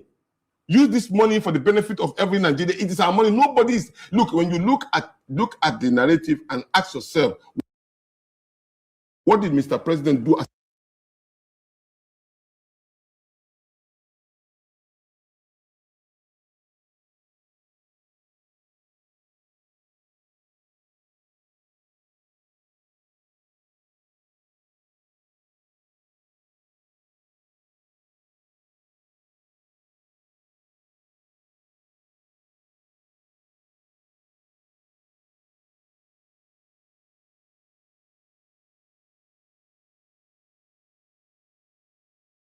a businessman to earn this particular money that is distributing to you? None. In Kano yesterday, I met somebody in Kano, and he was like, Mr. Peter Obi, I met you, you're one of your distributors. He alluded to the fact that Mr. Peter... Sorry about that. I was saying that I am coming for that program. Away from Kabongori and say protest. Our people do not want to protest. Again, let's see, I'm going to protest. I want to stop. I want to stop. I want to stop. What? That will come when you will need this protest. Because to you now, stopping the seat at home is to get at Dr. Ngozi Oraveze or get to Dr. Ngozi Oraveze. Okay, now there more they need these very protests. Yeah? Oh, that's the truth. That is coming. When do we need it? You may even beg for it, you know, Busia. So to you now, you are fighting Dr. Ngozi Oraveze. But you don't know that you are fighting Mazi Bajoko. And that you are fighting Mazi Bajoko, you don't know that you are fighting Mazi Nnamdi Kanu. Time will come when you will beg for this protest. You know, Busia. You know, Busia. We are coming to that program. It does not matter how you look at it now. Mani game siario na protest obroka na himara. Obroka na himara na. Everything is all about the Ngozi Oraveze. These Bongorians now wearing the street. The reason why they want to produce a leader. They want to be choosing a leader via ballot box. They want to produce a leader via ballot box. that they are tired of excuses. Oh, there is no network here. Those places are getting network. Or Papa, a representative. What is their representative saying in Abuja? So he is comfortable. Now can manage his own people. When the excuse, the network now this village for that reason. The election cannot be transmitted electronically. He was a businessman. You understand? So in that similar fact, to tell you that this is somebody who is managing resources, who can generate resources, administer it and maintain it and give accountability. Okay. In this case, many governments are collecting so much funds, many governments are collecting Nigerian money and individual, and they feel justifiable for doing that. It is treasonable offense against the Nigerian. Yet was other man, and the citizens is not complaining. Was other man, and they are not complaining. They are okay. Or whatever is in your own state, things are other man. You are not complaining. You are okay. Who will come and hold them accountable for you? Federal government. Sorry. Oh, send this video to Donald Trump. You are joking. Donald Trump is not coming. Oh, send this message to Netanyahu. Netanyahu is not coming. You must hold them accountable so that they will know that you are serious. They will come and support you. But when you are helplessly looking at them, dancing to their tone, they are not going to come. Related in any way. Okay. Now, what other reforms do you think are urgently needed besides the e-transmission? Well, there is this particular issue about the issue of nomadic politicians who move from point A to point B. I know some other person will pick me up on this. Yes. So let me explain. With laws that can enable people to remain where they are, people will not move.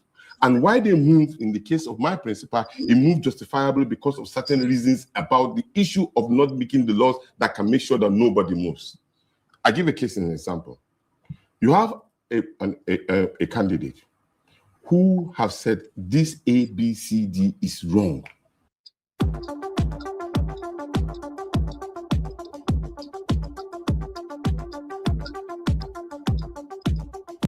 Internal democracy cannot be done in this way. It must be done in this way. Now, the government in power, instead of them making sure that the rules are done accordingly, they infiltrate that particular party to ensure that that particular candidate does not get that particular candidate and making it verbally known. So in that case, what do you expect him to do? Who want to make sure that there's changes in this country? He cannot remain in that particular. But if the right things are being done, we wouldn't have people moving from one political party. Dr. Tanko, on that point, is it about moving to another party, or is it about losing your position when you move? Because you cannot stop people from moving, but they have to lose the benefit when they move. Exactly. Now, in Ghana, for example, because in the UK, party, some cabinet members have already moved to another party, so it is losing your position. Look at the way we do ours. You would take my own position. I sold a manifesto of a political party to you. You voted me in. And when I got into that particular, and I trade that your discussion I have with you and go into another person, it's not acceptable. You can't trade before, and say, I'm moving. So I'm not telling you anything. The new party in which I'm moving to, and then it must have a stipulated time. We want to do that. That way, it will give credibility to the process. So we must ensure that particular clause that say if there is no problem in one political party or the other, and then you cannot. No, that is divisive. It's just an idea to manipulate the system and the people. Once you lose, when you say you move out of that political party, you lose your seat, you are out, then go and open it up for another contest. Okay. That's how it's supposed to be. It will serve as a solution to most of the problem of nomadism in Nigeria. Okay. Alhaji Tanko, just to put this conversation in proper perspective, there are those who would say that Mr. Peter Obi and the supporters and the protesters of this, the advocates of this real-time electronic transmission of results have some inordinate political interest because against the backdrop of the National Assembly saying that it's going to have an emergency meeting today to take a second look at the electoral draft. Some people find this, some people have argued that this is an issue of utter disregard to the process of the National Assembly. Starting the protest on Monday, when you knew the National Assembly will be taking a look at the draft. Everything is wrong with us. Believe me. We have a country where expenditure is being done without even passing the bills, without even knowing how the bills are. I mean, the budget is being expended without it being expended accordingly. We have an issue in this country where every institution is being purified. So everything is wrong. If not that those particular senators and some of us have come out and say no to this, we wouldn't have had that particular opportunity and say, look, they are going to revisit it. Our demand has always been that they should revisit it, sit back, have a combined National Assembly sitting from both the Federal House of Reps and Senate. Sorry. I said proper perspective. I wanted to say broader perspective. So that does not disregard any of the points that have been channeled. Yeah. So they must sit and know that they're representing the people. And then line by line, you see, what happened was that even the same thing has happened in the tax law. Line by line, then Nigerians maybe will have to take note of what was agreed and approved so that nobody will come again through the back door and manipulate the words for us. No, we want to see line by line and agree on it. In this case, and everybody who is voting possibly can also say, yes, I voted for this or against this. This is happening in developed countries. We are saying it. In fact, the votings are being put on the public domain. We know who did this or who did, because Nigerians are watching. Right. And they want to know who is representing them correctly so that by the time you come back home, whether you are going to give you flour or chase you with cane, because it has happened already in some other areas in the north. People are being chased. And look, there's dignity in labor. Dignity for this country.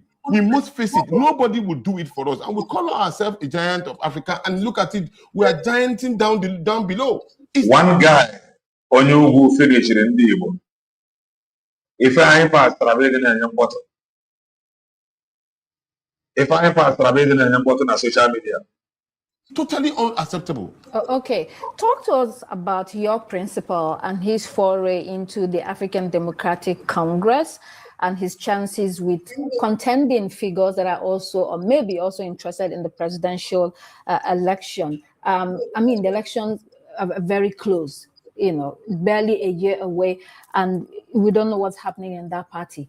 Are you confident that your principal stands a chance? My confidence relies on my principal for the fact that he has shown the level of resilience and determination. He has also made it clear right from the beginning that he did not go into any coalition because of his personal interest. He's going into the coalition because he wants to see Nigeria work, and it must be tailored around program of building in Nigeria. Doing an EMBA program, it is a commitment because you're juggling work, you're juggling family. Of our dream. If that guy could go I would have bring up that program of that guy, mana. YouTube where do use Be as it may, he also realized that during the 2023 general election, yes, he has made a movement and a voting process that have brought in unbelievable vote that was allocated to him. But at the same time, too, it is time for him to also advance further to ensure that he carries everybody along who are having doubting Thomases before. And that was why when people come around and say, look, let's work together. Then I don't know why you never you ever know if I'm George now. Dubai in Africa. Not ever they play. Only USB can. And the Udiru, I need the Udiru and a USB. I need the Udiru and a USB. I am telling you, I need the Udiru but one USB. Oh, why am I feeling and a USB? I have to tell you, as not seeing is believing. I'm for an area. I am this one has symptoms of Bongoria in him. I have to tell you, oh, you are getting about the action. There are strategies we must not build a nation. And then he said, okay, fine. if you are building a nation that will work, let all of us come together. That was why he has to go into a coalition. Remember, this coalition is only. We didn't know what he will be negated now. We don't know Chichibongo Binaka. He got to Mobuko be a negated now, everywhere. Mobuko are different.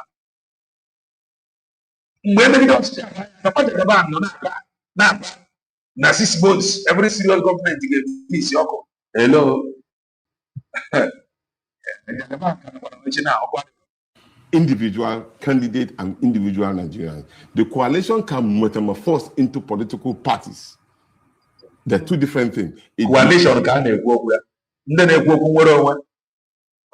impossible. Stand there without documents and they move. Political. This is how terrible. If for some people they work, how unreasonable many of them. Political party coalition.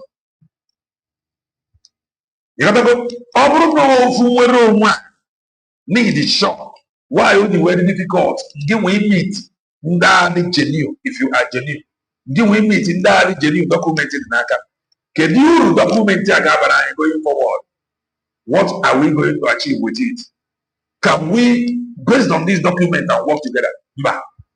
Parties, some parties can come and go and say we are also joining this particular coalition. So at this point, there is a building of trust among every Nigerian who want a change, a genuine change for the country. And that's the reason why he went in. And at the same time, we are believing that Nigerians should be able to see the difference from a Peter Obi and other candidates.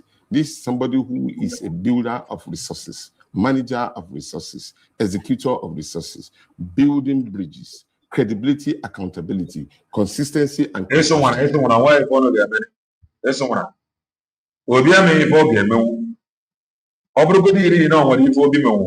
to another.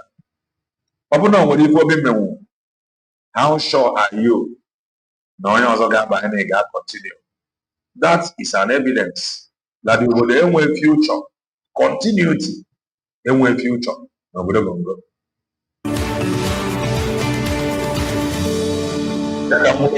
let's take a look at news stories making headlines around the globe. First off, the Senate has announced that it will hold an emergency plenary sitting on Tuesday, February 10, 2026.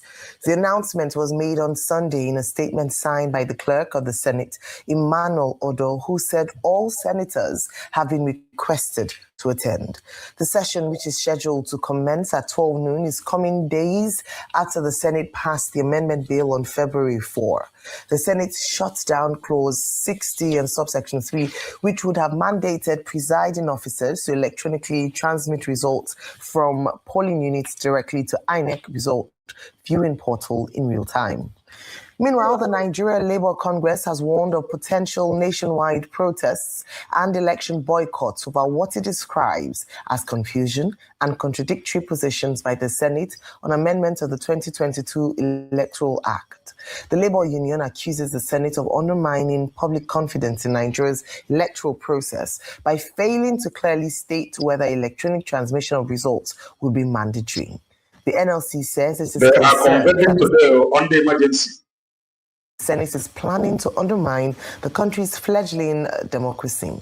According to the NLC, the lack of clarity surrounding the Senate's decision threatens electoral integrity and public trust. It submits that Nigerians deserve a transparent system where votes are not only counted, but must count. Please do well and touch the like button. President Bola Tinubu has met with the commander of the United States Africa Command, General Dagvin Anderson, at the State House in Abuja. The meeting, attended by Nigeria's National Security Advisor, Nuhu Ribadu, the country's service chiefs, Minister of Defense, and heads of the DSS and NIA, was disclosed by presidential aide on social media, Shegun Dada. Also in attendance were members of the U.S. Africa Command.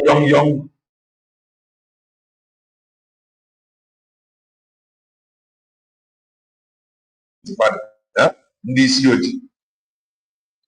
isi ojii ya nwajere iji miti a na-ekọdụ kee nkata na akpa ebe a nwoke ike gwụrụ agadi nwoke ego esi ya aghọta ife a na-ekwu in 30s. na-enene anya ndị a bụ ndị ya edoziri gị obodo in an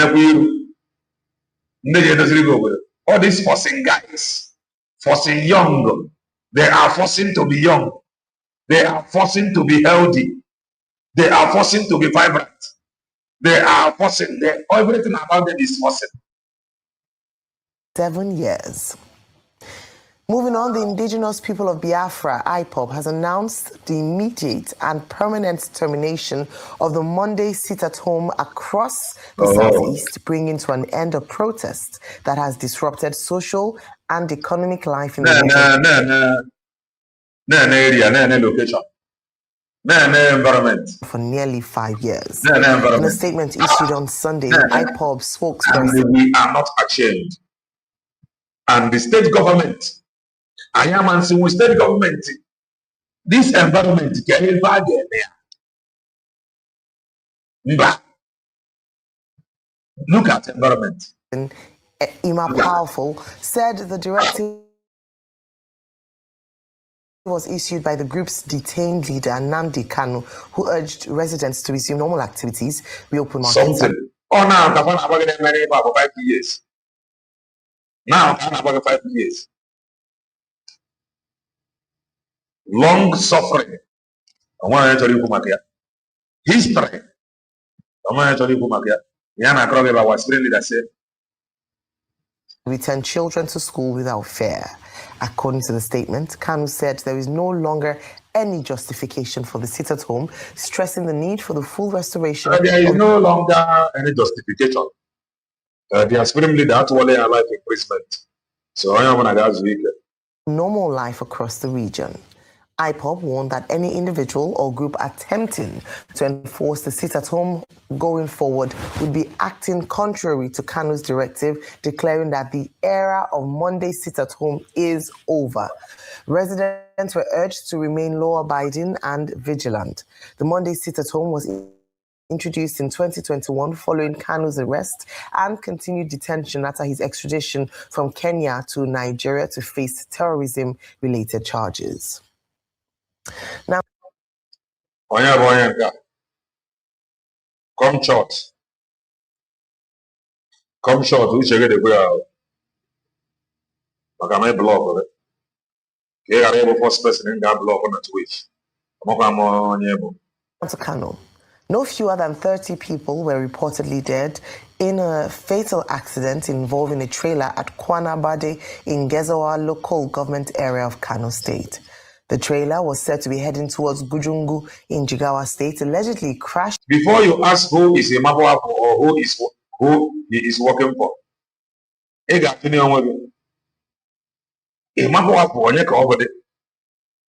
like this age, can't have press release, no face. Due to reckless driving, leading to the death of over 30 persons, while many others sustained various degrees of injuries. The Federal Road Safety Corps, FRSC, in a statement by spokesperson Abdullahi Labaran, blamed the accident on excessive speeding that led to loss of control. Reacting to the unfortunate incident, the Kano State Governor Abba Yusuf expressed deep sympathy and condolences to the families of the deceased. In a statement signed by the Director of Media and Publicity, may we avoid or prevent such disasters from happening on our roads again.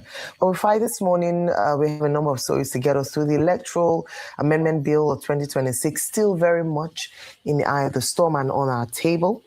And of course, stories across the different parts, as I've read out this morning. Your take on these stories? Okay, I think I'll dwell mostly on the election bill because that's the future of Nigerians. And I'm going to dispel a lot of lies. That is the future of Bongolians. Get the future of the Igbo. Get the future of Biafrans. It will be no civil disobedience. We have our future. Mandatory no. Get the future. Yes, because I see people are selectively lying. It has gotten to a point where a lot of people are lying. Lie number one, they tell. Nigeria do not have adequate network in all parts of the country to ensure election transmission of results. A big lie. In the last election, INEC recorded about 95% full-on transmission. In fact, that was the presidential because of the case of the technical glitch, which INEC has not been able to tell us why. But also, you had higher percentages, even more than the 95%, in cases around the elections of the State House of Assembly and the House of Assembly election, the parliamentary elections. In 2022 Osun by-election, you had 98 to 100% transmission as at the night of the election. So the first lie a lot of people come to tell you that, oh, we don't have enough network, is a lie. Siri's dictation was driving me crazy, so I switched to Whisperflow. Here's why I'll never go back. Second lie. The people that come to make the argument that we don't have enough network to transfer, they don't even know the size of the sheets where you transfer. The election sheet, the picture of the election sheet you transfer. The election sheet is between 700 to 800 kilobytes, not even up to 1 megabyte. And that can easily be transferred. Another lie they tell is, how many countries do electronic real-time transmission? It's another big lie. There are many countries that do it. There's Kenya that did it successfully in the last election. There is Brazil, which is almost our size in terms of democracy and even have more voters. Countries like India, which is one of the largest democracy, if not the largest democracy in the world. They have electronic transmission. Countries called the Philippines. So this other argument they make, how many countries? There's another lie they spew. Do America even do electronic transmission real time? The reason why America doesn't do it, because America operates full federalism. And their political class.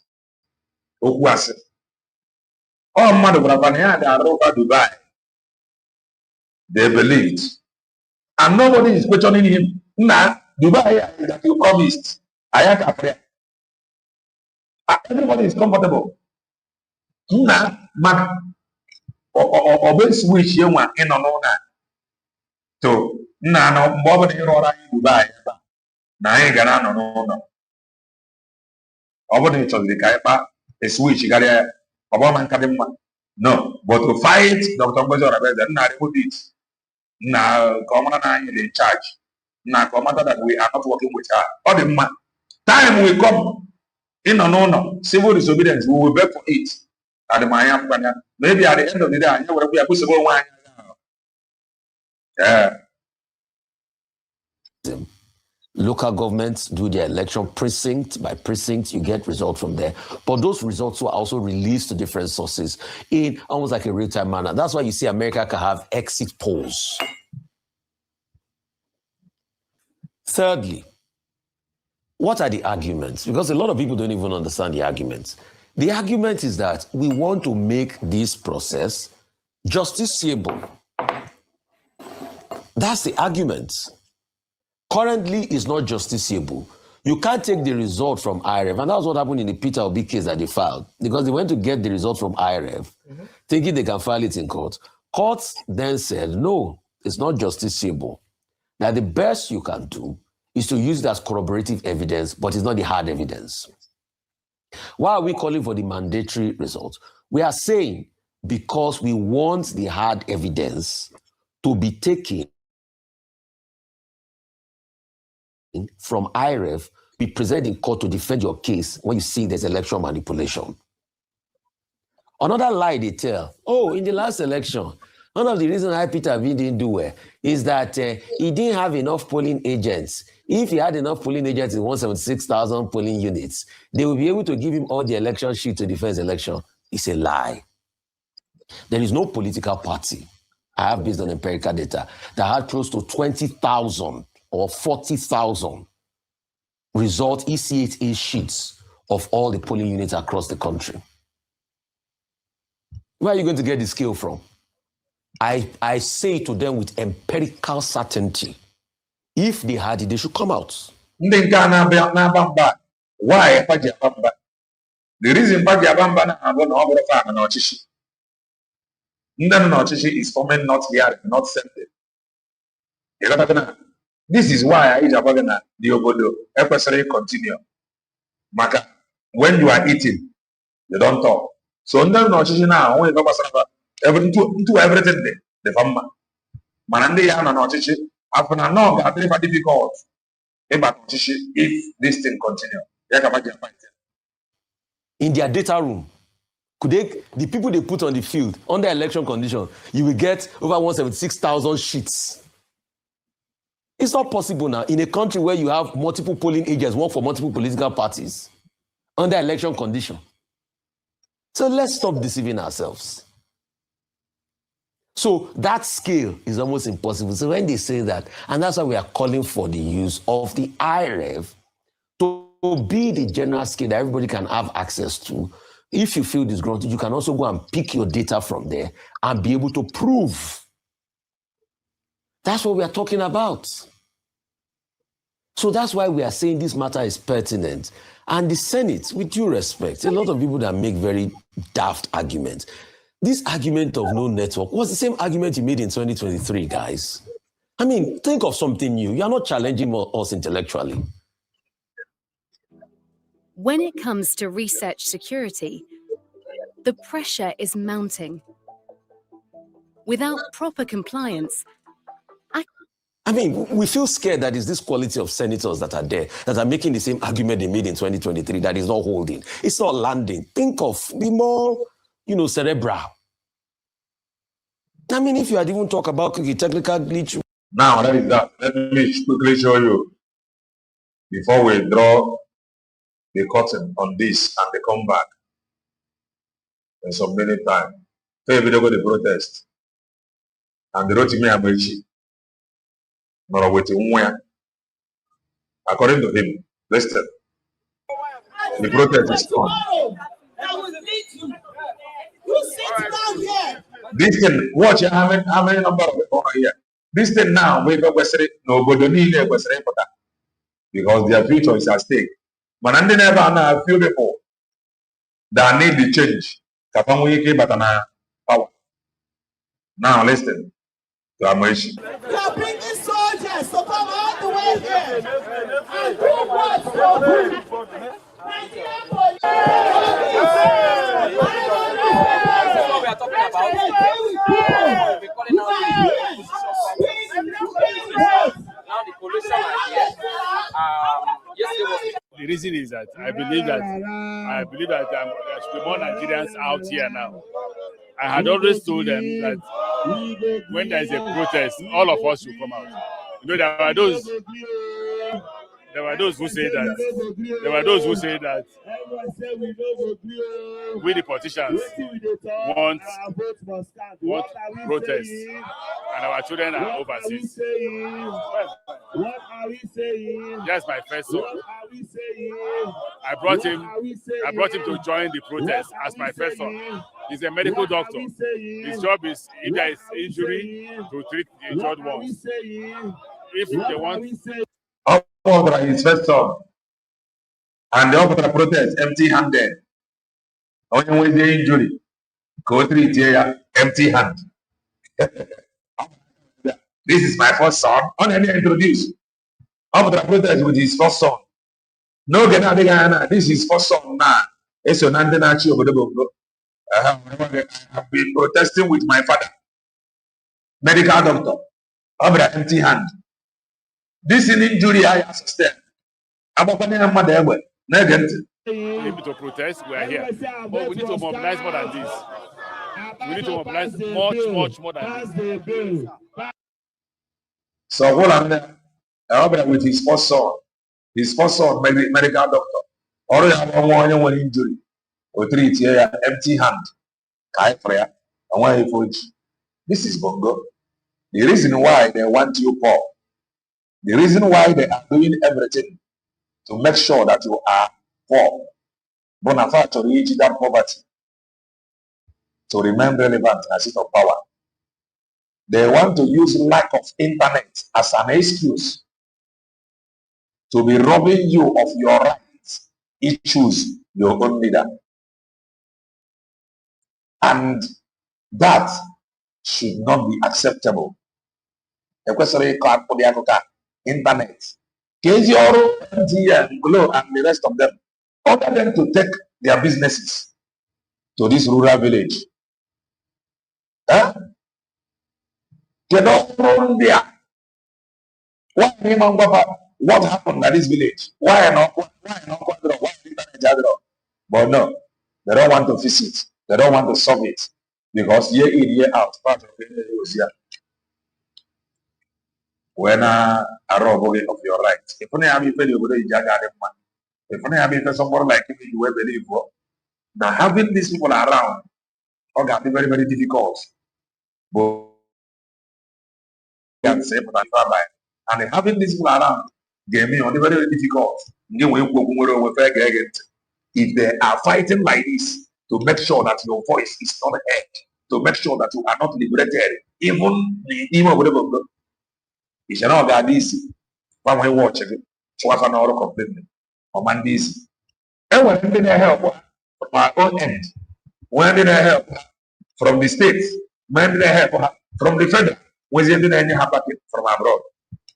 So if I need the book, if I was the power and strength of coming together under one united umbrella, speaking with one voice, under USB declared document. However, that they are forming coalition. They are forming coalition. My freedom fighters, money is more important. Friend, the more important to them. Rather than form a coalition under those that have documents to deliver the next generation. All of us of truth, all the supporters of truth. We are coming in some minute time to continue a program. And that program